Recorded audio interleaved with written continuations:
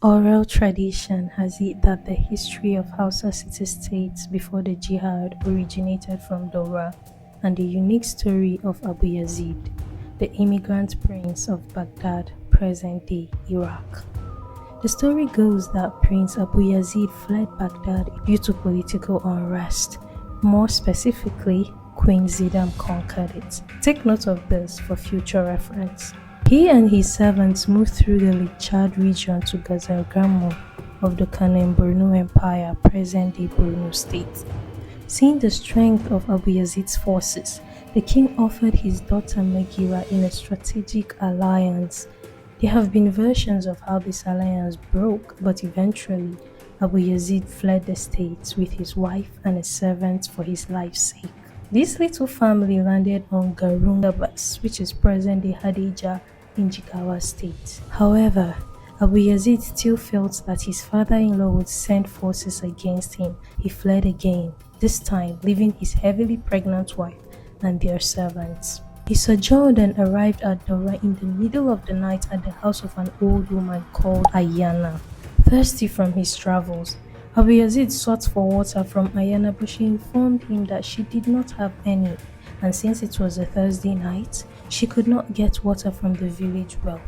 Apparently, a snake called Sarki lived in the well, and she only let the villagers get drinking water on Fridays. Legend has it that Abu Yazid took the drawer and went to the well that fateful Thursday night. As he put the drawer in the well, Sarki the snake grabbed it and came out to attack, but Abu Yazid used his sword to slay her neck, and after getting his water, he took her head and left with it. The next day was Friday, so everyone came to get water. Upon seeing Sarki outside the well, everyone feared for their lives, but upon closer look, they discovered that she was dead. The queen of Daura, called Daurama, made a declaration to give half her queendom to the person responsible for ending their years of suffering.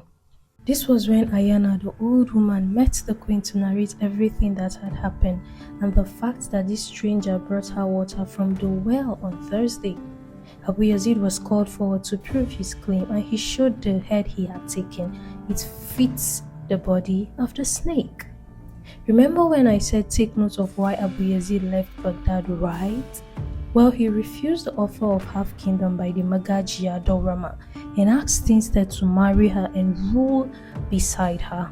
Now, it's said at first she refused to end hundreds of years of matriarchy as tradition had dictated, but eventually her people convinced her it was a wise decision, seeing as Abu Yazid could decide to start his own kingdom close by and be a threat to her. She married Abu Yazid, whom the people called Bayajidda. That is, he did not understand before, talking about, understanding their language. Bayajidda. Bayajidda had sons by his first wife, his second wife's servant, and his second wife herself. Sons who had their sons that became the leaders of all the original Hausa cities, the Hausa Bakwe and Banza Bakwe.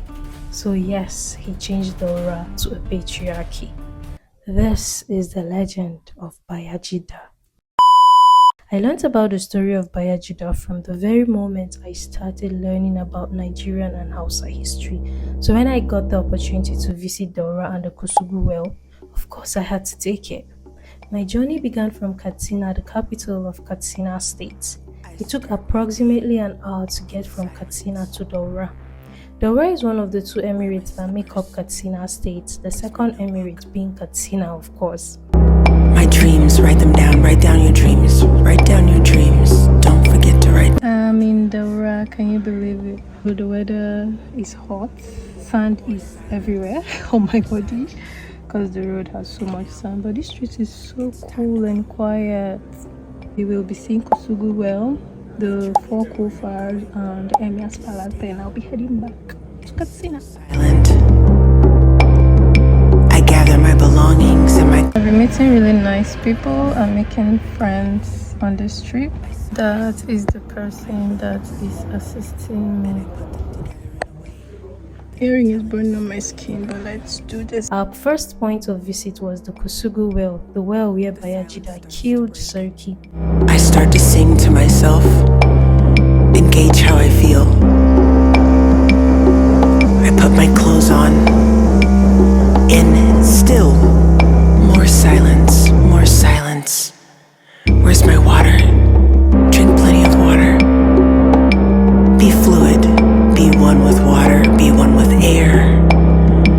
was an interesting moment seeing the history of Daura and her past leaders displayed. People visit the well and drink from the water as a symbolic gesture. I did not drink it because someone told me that anyone who drinks from the well must marry a Daura indigene. So, yeah. Carry me to the next moment. This is my tour guide explaining the history of Daura to me and Bayajidda. Thank you. Okay, let's take a picture. There are 4 entrances to Daura and I checked them out. Kofar Sarki Musa is the south gate. Kofar Ngabas, also called Kofar Bayajidda, is the east gate. Around this Kofar Bayajidda is the area they say somewhere around there Ayana lived. Kofar Fada, one of the Kofars that was demolished for a roundabout upon entrance of Daura.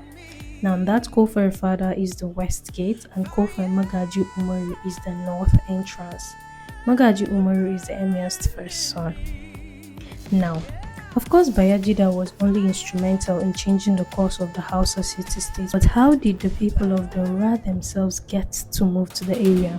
Again, tradition has it that the original inhabitants of Daura were a group of people from Canaan under the leadership of Najibu. They settled mostly in Libya and intermarried with the locals. Then Abdul Dar, son of Najibu, left with his family and servants and went through the desert to finally settle in Daura at the first sight of water. Abdul Dar passed on authority to his daughter Kufuru as he had no son, hereby starting the matriarchy Daura was known for. Kusugu well, which was originally a large body of water, was the attraction for which the Daurama moved the city from Sobon Birni, that is the old city, to Sabon Birni, which is the new city, during a terrible drought. So yes, the well was very important to the survival of the people of Daura. The story of Bayajidda is primarily an oral history with several versions, thus some historians view it just to be a myth. As far as I know, this is the only story that has been adopted to be the true history of the Hausa people, and I am yet to get a counter history. So for now, this is the origin of Hausaland, but if you have another story, let me know in the comments. Don't forget to like, share and subscribe to my channel. Going back to Katsina saw me sitting in the boot of the car, also called the parlor. My bum hurts. And by the way, I found out Daura was closer to Kano than Katsina, barely an hour. But yeah, I headed back to Katsina.